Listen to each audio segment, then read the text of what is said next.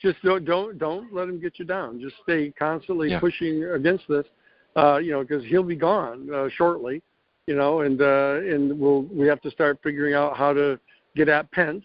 I think that we can get Pence. I mentioned to you before because of his direct involvement with Eric Prince.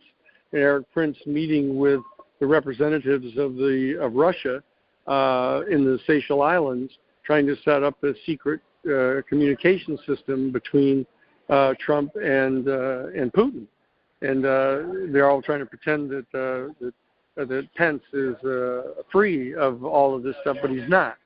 And so that if they can get both of them out of there, we're going to have a much better chance of making major advancements in 2018, and then of course in 2020 replacing this entire administration with a progressive administration.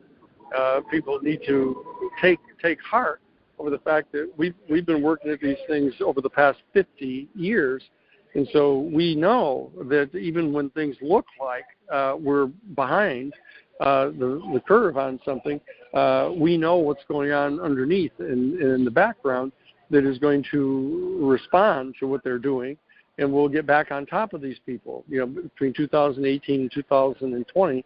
And so that we need to have everybody remain optimistic and stay working hard to get to where we need to go here. I couldn't have put that any better, Danny. You're absolutely right. And as a matter of fact, you must be psychic, because the next question kind of is wraps itself around the answer you just gave, and you're free to expound even more about it. Sure. Our listener asked this question. Given the exposure you have had to the dark underbelly of our society and our government, how do you personally manage to avoid falling into feelings of hopelessness and despair? Yeah, well, the bottom line is that this is basically a spiritual undertaking. That this is not we're not trapped just in this kind of radical materialist world. That there are other dimensions of reality here that are functioning. That constitute a netter for a much more positive world. And we have to be able to discern those and stay guided by those to help lead our human family up into that type of a higher vibrational frequency. And the bottom line is that Teilhard de Chardin has talked about this, the Jesuit priest who was a paleontologist. The paleontologist discovered Peking man. But he wrote at some length about this, saying, look, you need to look at this in terms of the evolution, the biological evolution of our species. Our biological evolution is only very, very part way developed right now. That we're basically just at the brink of opening up the sixth faculty. We have the 5 major faculties of sentient beings now, of the touch, smell, taste, etc. But we have a 6th faculty that is just evolving now, the 6th sense, this intuitive sense that enables us to engage in remote viewing and precognition and other types of activities. And we don't have the vocabulary developed quite yet to explain all of this, but the vocabulary will come into being as the faculty fully evolves in our human family over time. But there's a full octave of these faculties that we have as human beings, as Homo sapiens, and that they're going to be developing over thousands of years, as long as we don't destroy ourselves. I mean, that's the key to this thing. As long as we don't destroy ourselves and we don't destroy our planet and the climate of our planet and the whole ecosystem of our planet, before we develop the capacity to move to other planets as well, which we're, of course, right in the process of doing right now. If you keep your eye on the positive future that we have in store, you can see all this happening. We're doing our very best to try to slow and stop the process of destroying our planet through the pollution of carbon dioxide and fossil fuels, to extend the time during which we have to develop our positive capacities and consciousness. But the fact of the matter is, when you view the problems that we have as manifestations of the limited level of our present biological evolution, you can get a much better perspective, a much more objective perspective on what's going on. You don't need to despair, and jump out of a first-story window, over the fact that we're not perfect yet. The fact that we're able to project a more perfect vision for our human family, a more perfect vision for our human culture, a more perfect vision for our interplanetary culture that we can develop and participate in. The fact that we're able to discern that and to be prepared for that is extremely important. So you have to keep that in front of you at all times, and not just focus on the negative, and not just focus on the shortfall, of our falling short of the ideal visions that we have. Don't let that get you down. That's how we do it, is that we maintain a positive focus on things. We view this as what has come to be characterized as a spiritual mission, but the spiritual mission is deeply involved in consciousness and the evolution of these additional faculties that we have that are at higher and higher vibrational frequencies. So that's how it is with us. There are other analogies you can make. That if you're playing in a basketball game and the other team scores a basket, you can't just sort of hang your head and get all droopy and go, oh no, they scored a basket. Because that's part of the dynamic, that there will be baskets scored by the other side. You can't despair over it. You have to just get yourself back together again and get back on the offense. Our offense is all toward higher consciousness and enlightenment, and a more humane and sharing human culture. So we just have to stay at our offensive task, but at the same time, you have to be on the defense. You have to know what it is they're trying to do. They're trying to score points against us and hold us back, hold back the evolution of the human family, because they're deeply invested in increasing the elite power that they have, taking advantage of the lower levels of consciousness of our human family, and so they want to keep that in place. It's not to attack them, to say that they're malevolent or that somebody ought to hurt them or do something like that. We shouldn't do that. But what we need to do is we need to focus on the positive future, but we at the same time need to try to stop them from doing active damage to our human family. So there's an offensive and defensive dimension to this whole endeavor that we're engaged in. But you can't, when you're most people just want to be on offense all the time because they got the ball and then they feel better. But the fact is, you have to understand that the defense is a full half of the contest that's going on here. So you have to be prepared to defend ourselves, but you cannot stoop to the same kind of tactics that they engage in, and you can't despair over the fact that sometimes they score against us. It's very clear that this election of Donald Trump was something that none of us wanted. That it was a blow against our view of the positive future. But as I said before, so would the election of Hillary Clinton have been a score against us.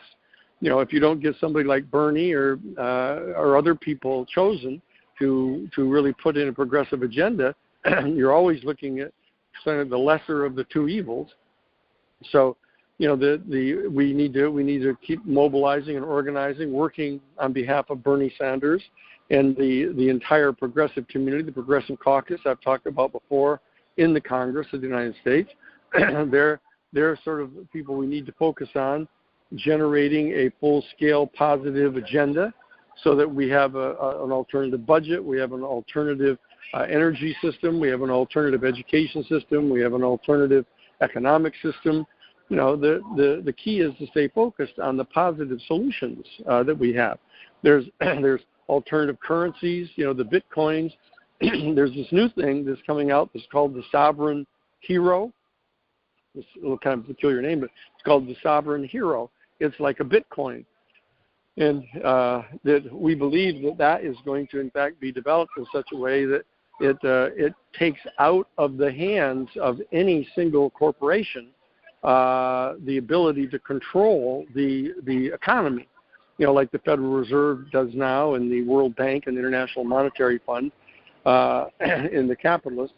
There's and even the Bitcoin system doesn't solve this because it's still owned by a comparatively small number of people who benefit from it. But there are alternative currency systems that need to be examined. So that what I'm saying is that because we're engaged in lifting all the time, in pushing toward an ideal, you can feel the light behind you and the wind beneath your wings, and that's enjoyable. But at the same time, you have to be on guard. You have to be circumspect, and you need to look around you at all times, because there are, in fact, aggressive assaults that are being planned against us, and so we have to protect ourselves against them. Our office, the Romero Institute, just like the Christic Institute, does both things. We're engaged in positive, uplifting offense, and we're also engaged in defense. So we have to learn to kind of enjoy both of them equally. That it's not all just offense. So that's why I don't despair in dealing with them. When every once in a while they strike a blow against us and they succeed in scoring a point or two against us here or there, and sometimes it looks like we've lost an individual skirmish, but you can't despair over that. You just can't allow them to win the major war. And this issue of global climate change is a huge one. If we don't succeed in getting this thing solved and stopped, that could be a basic game breaker. They could, in fact, destroy the entire culture of our human family and drive us all the way back into kind of a primitive state of civilization, and actually poison the entire atmosphere, and have massive hurricanes and tornadoes and cyclones and everything else that would make it impossible for any kind of a large scale community to survive on the planet. So this one is a very serious one, and it's one, again, going back to the issue of the extraterrestrial beings. This is an issue we were talking about last night with the John Mack film. John kept talking about all the time that the vast majority of instances where people have direct contact and communication with the extraterrestrial civilization, that in a vast number of those cases, the people from the other star systems have been trying to tell us that we're in great danger, that we are, in fact, contaminating our own planet. And our planet is a very special place. It's not unique in the universe, but it's one of those special places that actually gestates life, because the particular combination of chemicals and atmosphere and stuff on our planet, it actually is a source of life in the universe, along with a number of others. And those who evolve on such a planet have a very special responsibility not to destroy the capacity of a planet of this nature to generate life. And so that's one of the issues that's been discussed repeatedly by people who have had these encounters with extraterrestrial beings, who are completely sincere and credible about what they've been said, what has been said to them, and what they've understood to be the reason for a lot of the trips that the other people from other star systems are making to our planet. They're trying to warn us. They're trying to warn us not only about nuclear weapons and the potential devastation of our planet, but the total destruction of our entire ecosystem. They're trying to warn us that we have to take steps to prevent this from happening. And they've been trying now for at least the last 70 years to send this soft message to us over and over and over again. And the problem is that the powers that be, the elite powers that be, just ridicule and attack people for being completely non-credible when they're trying to report these kind of admonitions from other star systems. And so they've been successful over the years, but we now are in a situation where, the members of the millennial generation, the generation born between basically 1984 and 2017 or so, that whole generation, over 65% of all of those people are all convinced that there's extraterrestrial intelligence. They're aware of what's being said by the people about the threat to the ecology, and so we're making headway. In that the generation that believes the very least in this is the World War II generation, and they're almost all gone now. So as Thomas Kuhn said, Dr. Thomas Kuhn, it isn't that necessarily the members of a particular generation change their mind. They just die off. And so we have to focus on the younger generation to get them to understand the extraterrestrial phenomenon and what the message is that's being communicated about the need to take care of our planet and our ecosystem. So I view this thing as a positive endeavor. I believe that, that we wake up every single morning at the Romero Institute in the Lakota People's Law Office, as we did at the Christic Institute, and are happy to awake and say, oh, good, here we are. We've gone back in time. We're back in time before our human family had perfected ourselves, and we've been given the great privilege of participating in attempting to assist our human family in getting past this particular curve in the road. This is a very sharp curve in the road toward our future, and it's possible that we could run off the tracks here and run off the road and go over the edge and destroy our entire species. So we've been given the great privilege of being born at this time to participate in getting us around this corner and back on a straight path into the future. So I don't ever despair about this. I know that they're going to score a few points against us here and there, and we just can't let that deter us from staying on the path to winning this particular contest.